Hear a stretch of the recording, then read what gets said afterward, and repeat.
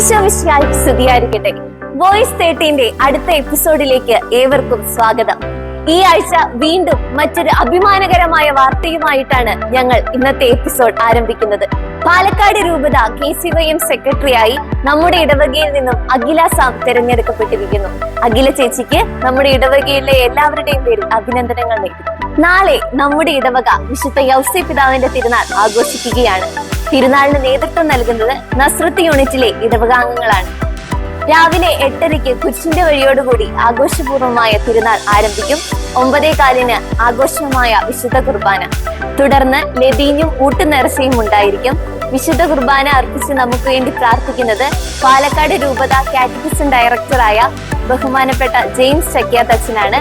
വിശുദ്ധ കുർബാനയ്ക്ക് ശേഷം റാങ്ക് ഹോൾഡേഴ്സിനെ അനുമോദിക്കുന്നു.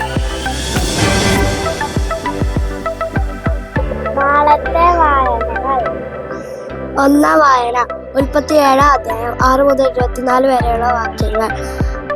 ലേഖനം വിശുദ്ധ പൗലോസ് ശ്ലീഹ റോമക്കാർക്ക് എഴുതിയ ലേഖനം 7 അധ്യായം 14 മുതൽ 25 വരെയുള്ള വാക്യങ്ങൾ. സുവിശേഷം വിശുദ്ധ മത്തായി അറിയിച്ച സുവിശേഷം 20 അധ്യായം 17 മുതൽ 28 വരെയുള്ള വാക്യങ്ങൾ.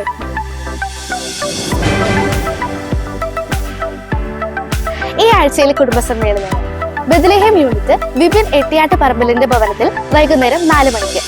ജെറുസലേം യൂണിറ്റ് ജോണി കൈതക്കുഴിയലിന്റെ ഭവനത്തിൽ വൈകുന്നേരം 5 മണിക്ക്. ഈ ആഴ്ച കുരിശിന്റെ വഴിക്ക് നേതൃത്വം നൽകിയ കാൽവരി യൂണിറ്റിന് നന്ദി അറിയിക്കുന്നു. മാർച്ച് 21 വെള്ളിയാഴ്ച കുരിശിന്റെ വഴിക്ക് നേതൃത്വം നൽകേണ്ടത് ബെത്ലഹേം യൂണിറ്റാണ്.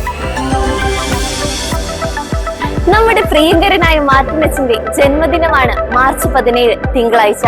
അച്ഛന് ജന്മദിനത്തിന്റെ എല്ലാ നന്മകളും ഭാവുകങ്ങളും നേരുന്നു. നമുക്ക് എല്ലാവർക്കും അച്ഛന് വേണ്ടി പ്രാർത്ഥിക്കാം. Happy birthday മാർട്ടിനച്ഛ.